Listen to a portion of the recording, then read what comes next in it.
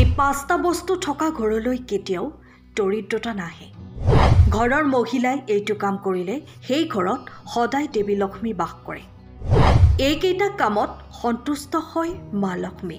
ভগৱান শ্ৰীকৃষ্ণই কোৱা এনে কিছুমান বাস্তু নিয়মৰ বিষয়ে আমি জানিম, যিবোৰ আপুনি যদি আপোনাৰ ঘৰত গ্ৰহণ কৰে তেন্তে আপোনাৰ ঘৰৰ পৰা সকলো বাস্তু দোষ নাইকিয়া হ'ব পাৰে।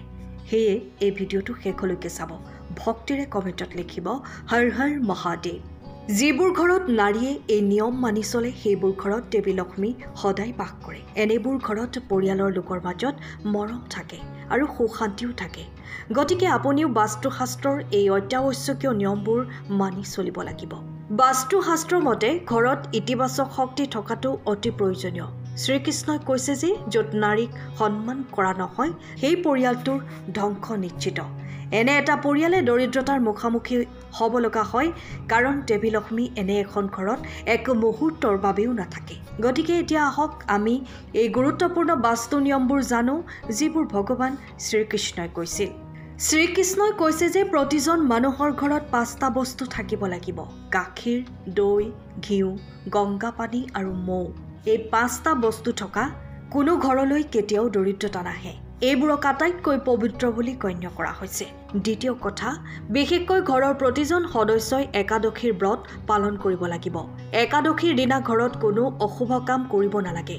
সকলো ব্ৰতৰ ভিতৰত একাদশী ব্ৰত শ্ৰেষ্ঠ বুলি গণ্য কৰা হয়। এই দিনটোত ঘৰৰ বিশুদ্ধতা বজাই ৰাখিব লাগিব। ঘৰৰ মহিলাই একাদশী উপবাস পালন কৰিলে সেই ঘৰত সদায় দেৱী লক্ষ্মী বাস কৰে। তৃতীয় কথাটো হ'ল লক্ষ্মী দেৱী সন্ধিয়া ঘৰত উপস্থিত হয়। গতিকে এই সময়ত ঘৰৰ মূল দুৱাৰ আৰু খিৰিকী খোলা ৰাখিব লাগে। প্ৰতিটো সন্ধিয়া মাত্ৰ 5 মিনিটৰ বাবে হ'লেও ঘৰৰ সকলো খিৰিকী দুৱাৰ খোলা ৰাখিব লাগে।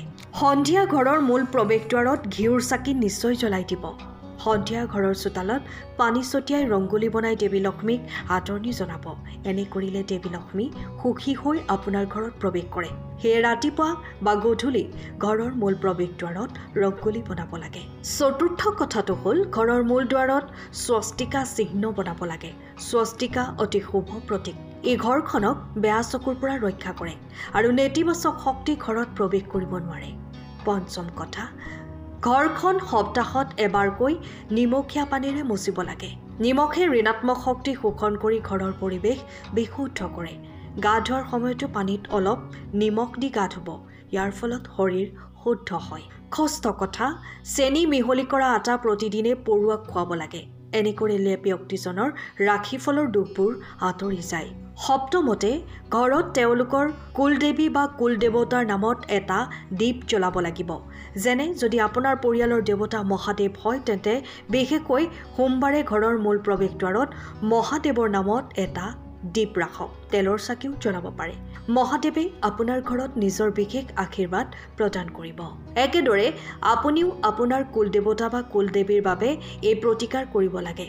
ইয়াৰ দ্বাৰা দেৱতা সন্তুষ্ট হয় আৰু তেওঁৰ ঘৰৰ সকলো সদস্যৰ ওপৰত নিজৰ আশীৰ্বাদ ৰাখে।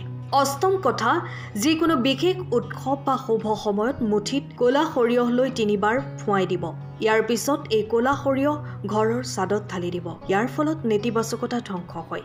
কাৰোবাৰ কুচক্ষু ঘৰৰ ওপৰত থাকিলে সেইটো নাইকিয়া হৈ যায়। আপোনাৰ শত্ৰুৱেও আপোনাৰ ক্ষতি কৰিব নোৱাৰে।